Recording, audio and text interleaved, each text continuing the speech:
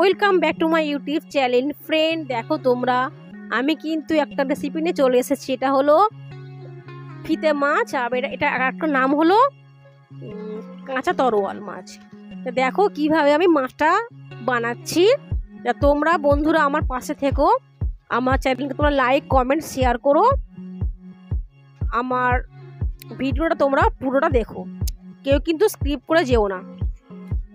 দেখো আমি কিভাবে বানাচ্ছি।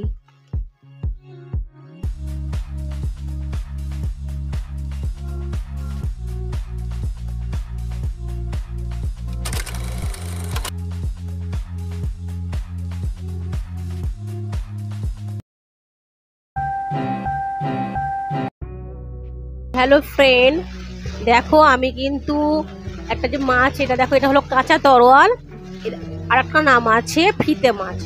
তা আমরা বলি কাঁচা তরোয়াল। তা দেখো কিভাবে আমি মাছটা বানাচ্ছি। আমি কিন্তু প্রথমে মাছটাকে ভালো করে ধুয়ে নিয়েছি, তারপরে নুন মাখিয়ে হলুদ আর হলো গুঁড়ো লঙ্কা মাখিয়ে নিয়েছিলাম। দেখো আমি কিন্তু ভাজছি, মাছগুলো ভাজা হয়ে গিয়েছে। এবারে আমি ঝাল করবো মাছটা। দেখো আমি পেঁয়াজ আর আদা রসুন আমি একসাথে আর কি কষবো।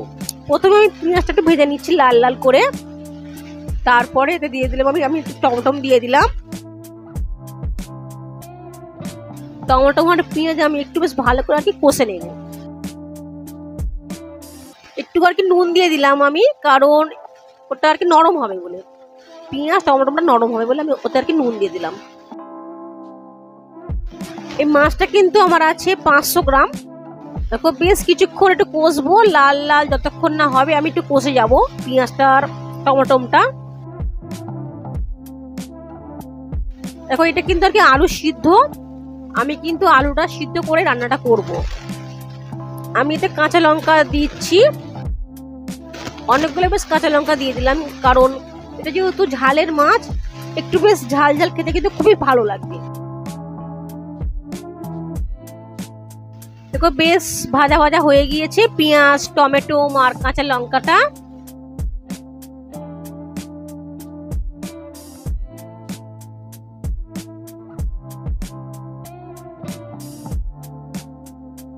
এতে আমি রসুন দিয়ে দিয়েছি, আদা বাটা দিয়ে দিয়েছি, তারপরে আমি বেশ ভালো করে কি কষে নিয়েছিলাম।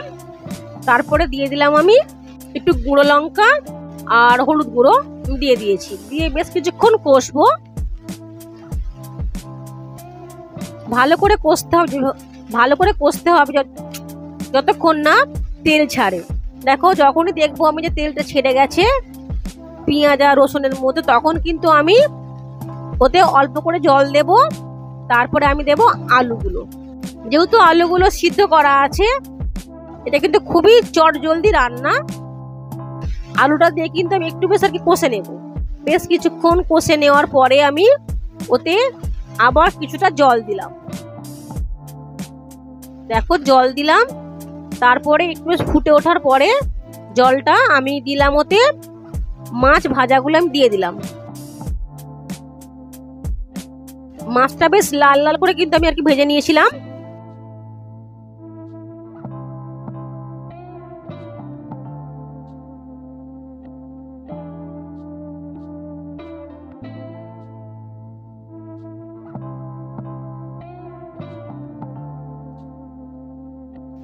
পরিমাণ মতো নুনটাও দিয়ে দেবে।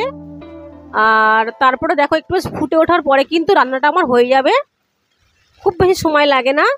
আমি একটা মশলা গুঁড়ো করেছিলাম, জিরে আর ধনে আর মৌরি, আমি এটা কাঠখোলায় ভেজে রেখেছিলাম, ওটাকে আমি শিলের মধ্যে গুঁড়ো করে রেখে দিয়েছিলাম।